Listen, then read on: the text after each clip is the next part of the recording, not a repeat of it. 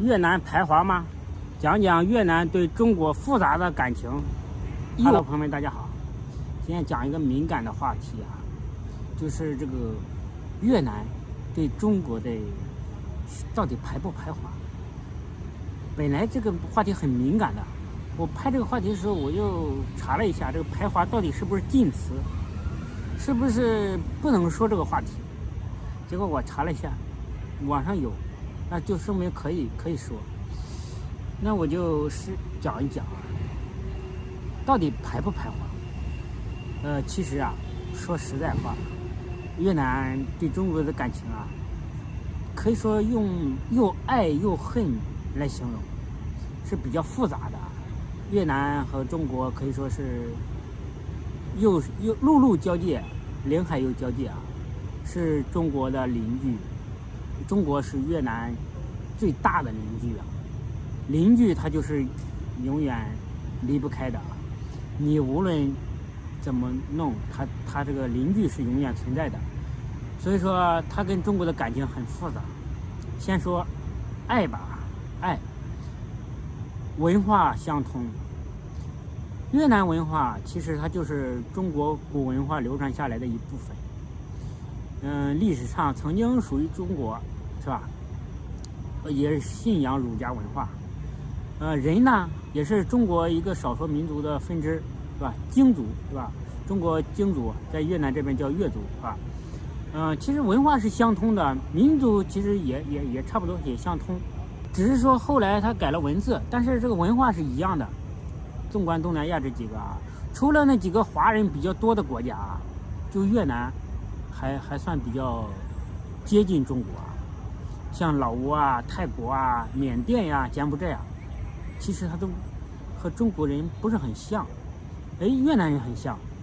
曾经有一段时间称越南为小中国，其实是非常正确的哈。其实是来到越南，除了文字不一样，其实跟中国也差不了多少。这就是越南对中国的爱，爱就是主要是文化。什么影视剧啊、书籍啊，还有一些什么作品啊，就是反正是很多啊，都受中国文化的熏陶啊，很严重。这就是这个越南对中国的喜爱。还有就是制度啊，制度也一样。中国是越南一个非常好的榜样，是一个样板。中国怎么做，以后越南就怎么学，而且学得很好。这就是越南对中国的喜爱。好，那就话说回来了，那有爱就有恨。他恨呢，其实说实在话，他还不是单是那个80几年那个对越自卫反击战那个，还不单是那个原因。反正我在越南这么久，我感觉啊，他其实是人家是理性的看待中越关系。为什么呢？他对中国啊，我可以学习你，可以就是照抄你，可以对你政策放宽，但是我有些东西啊，我还不能学你，该排斥的排斥，比如说文字呀，是吧？那肯定不能用中文啊。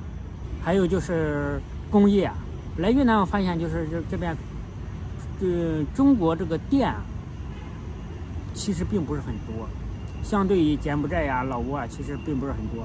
这说明什么？说明他其实还不是想这个让中国文化大量的入侵，他还是想保留更多本土的东西啊。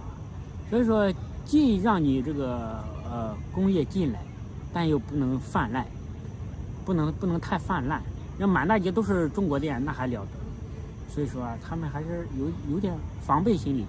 好，那就话题又转回来了。那到底排不排华呢？说实在话，排，他也不是说一直排，他就像这个天气预报似的啊。越南对中国的这个感情啊，就像天气预报似的，有时候大晴天，有时候关系特别好，特别铁，看到中国人特别热乎，特别亲热，特别好的不能再好了，就像铁哥们儿，就像好朋友一样好。他有时候又雷雨交加，有时候就特别恨，特别烦，特别讨厌。反正是有些，你要看这个你要看这个媒体怎么宣传，百姓对中国人的看法呀，那就看电视怎么宣传。电视这一段时间啊，和中国关系非常好，那老百姓就会对中国人非常非常热情，对你非常友好。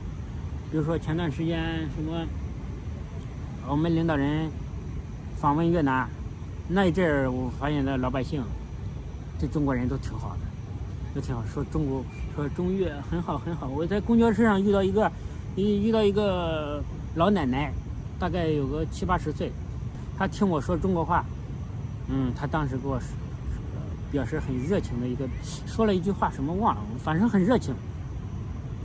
然后前段时间中国帮助柬埔寨修运河，然后这个新闻在这个越南闹得还有点小波动，也不是很大。他看到我，然后就说这个事儿，表示很气愤。所以说呢，他对越南对中国的感情啊，其实时好时坏，又爱又恨，又爱又恨。